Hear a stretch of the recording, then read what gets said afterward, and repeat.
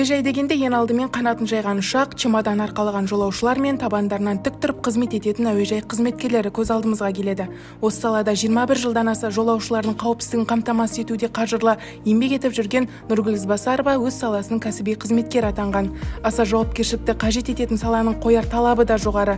Осыған қарамастан отбасы мен қызметті қатар алып жүрген нәзік жандының өз мамандығына деген құрметі ерекше. Осы аэропорт Қорқыт Ата әуежайында жұмыс жасап жатқаныма 21 жыл болды.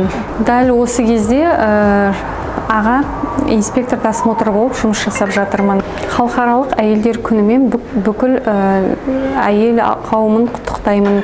Аналарымызды, әжелерімізді, әпке-сіңілдеріміздің барлықтарына денсаулық тілеймін. Отбасыларында бақытты өмір сүрсін, балдарының қызығын көрсін, өстіп көктемдей гүлдей жайнап